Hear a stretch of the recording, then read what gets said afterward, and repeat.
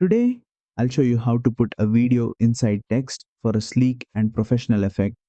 This is perfect for title animations, music videos, or eye-catching intros. Let's jump right in. First, go to the Text tab and add default text to your timeline. Type in your text and select a bold font. This helps the video inside the text stand out. Adjust the size and position as needed.